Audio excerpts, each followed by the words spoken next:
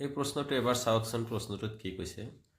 the missing number in the pattern এটা pattern দিছে গতিকে এইটো ৰিজনিং টাইপৰেই হয় বস্তুটো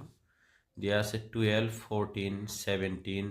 13 8 14 21 ড্যাশ ড্যাশ আর রেসপেক্টিভলি দিয়া আছে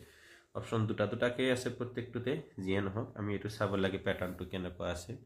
মই প্ৰথমত নাম্বাৰ কেইটা লিখি লৈছো যে 12 আছিল দেন 14 আছিল then 17 then 13 then কি আহিছে 8 আহিছে then 14 আহিছে then 21 আহিছে then ড্যাশ আৰু ড্যাশ মানে খালি জায়গা আছে যিয়ে নহওক প্যাটাৰ্নটোত যদি আমি চাও ফার্স্ট কি হৈছে এটা টাইম লৈকে ইনক্রিজ হৈছে দেন ডিক্রিজ হৈছে দেন ইনক্রিজ হৈছে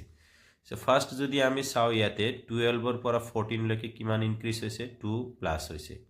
দেন 14 ৰ পৰা 17 লৈকে কিমান প্লাস হৈছে 3 প্লাস হৈছে এবাৰ আকৌ যদি আমি চাও 17 এৰ পৰা 13 লৈকে কিমান ডিক্ৰিজ হৈছে 4 ডিক্ৰিজ হৈছে দেন 13 এৰ পৰা 8 লৈকে কিমান ডিক্রিজ হৈছে 5 ডিক্রিজ হৈছে দ্যাট মিন্স 2 প্লাস 3 প্লাস দুবার মানে কনজিকিউটিভ নাম্বারত ইনক্রিজ হৈছে আকৌ দুবার কনজিকিউটিভ নাম্বারত ডিক্রিজ হৈছে দেন দ্যাট মিন্স নেক্সট পালটো নেক্সটটো চাম আমি নেক্সটটো কি কৰিছে নেক্সটটো আহিছে আমাৰ এবাৰ ইয়াতে 6 ইনক্ৰিজ হৈছে দেন 7 ইনক্ৰিজ হৈছে কিমান হৈছে 7 তেনেহলে এইবাৰ পিছৰ দুটা আমাৰ কি হ'ব লাগে সিৰিজ মতে ডিক্ৰিজ হ'ব লাগে অৰ্থাৎ ইয়াৰ পৰা 21 ৰ পৰা কিমান ডিক্ৰিজ হ'ব লাগে অনলি 8 ডিক্ৰিজ হ'ব লাগে আৰু যেটো নাম্বাৰ পাম তাৰে পৰা কিমান ডিক্ৰিজ হ'ব লাগিব 9 সো 21 ৰ পৰা 8 যদি ডিক্ৰিজ হয় কিমান পাম আমি 13 পাম দেন 13 ৰ পৰা যদি আমাৰ 9 ডিক্ৰিজ হয় কিমান পাম আমি 4 পাম